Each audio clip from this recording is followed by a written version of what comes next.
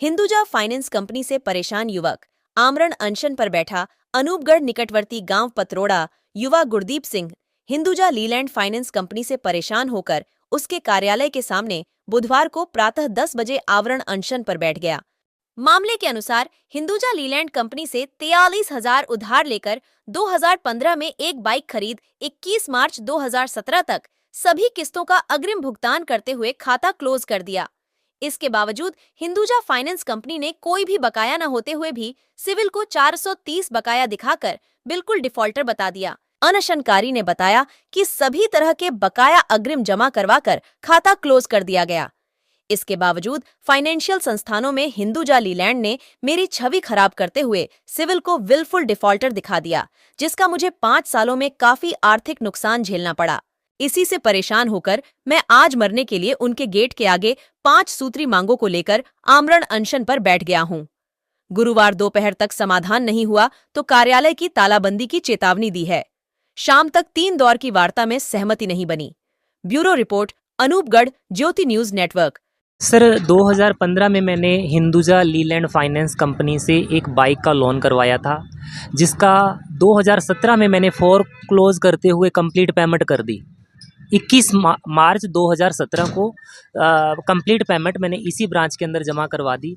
उसके बावजूद इन्होंने कहा कि एनओसी जो है हमारे हेडक्वार्टर से आती है, 20 दिनों के अंदर आपके घर पहुंच जाएगी। उसके बाद मैं भी भूल गया और एनओसी को संभाला नहीं, और इन्होंने मुझे विलफुल डिफॉल्टर घोषित करवा दिया 430 रुपये दिखाते हुए। 7 सालों में मैं जब अच्छे बैंकों में गया, वहाँ मुझे अच्छा किसी बैंक ने लोन नहीं दिया। मुझे पता चला कि इन्होंने विलफुल डिफॉल्टर दिखा रखा है। तो मैं इनसे 3 साल से लगातार लोन की एनओसी के लिए अगर कोई बकाया जमा करवाने के लिए चक्कर काट रहा हूँ, कोई सुन नहीं रहा। कई बार एक बार गंगानगर कहते कि 12,000 रुपये जमा करवा दो, आपका ये मैटर क्लोज करवा देते हैं। जब मैंने उनसे 12,000 की रसीद मांगी तो कहते हमारे पास नहीं है। मैंने कहा पैसे वापस दे दो। अब जब धरने पे बैठा हूँ, कह रहे हैं आपका कोई भी बकाया नहीं है। 21 मार्च 2017 को हमारी तरफ से खाता क्लोज कर दिया गया है, एनओसी आपको जारी कर देंगे। बैंक के लोकल अधिकारी आए थे, उच्च अधिकारियों की फ़ोन पे बात हुई है, लेकिन सहमति नहीं बनी। हाँ जी, कोई प्रशासन की तरफ से कोई नहीं आया,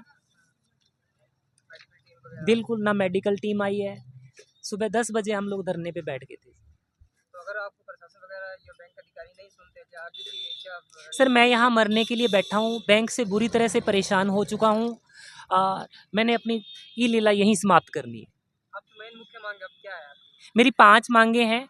पहली मांग, जो इस कर्मचारियों की वजह से मुझे ये दुख भोगना पड़ा, वो सुखदेव सिंह संधू और निशांत, उनके खिलाफ एफआईआर दर्ज हो।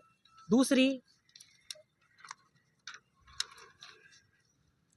मेरा सिविल रिकॉर्ड जो इन्होंने ख़राब किया है बिना किसी कारण के, उसको सही किया जाए। तीसरा, एनओसी जारी की जाए। चौथा, अगर मुझे नो ड्यूज़ दिया जाए तुरंत, और मेरे अकाउंट की स्टेटमेंट, मेरा एग्रीमेंट जो इन्होंने लोन करते समय इनकी कॉपी दी जाए। ये मांगे हैं।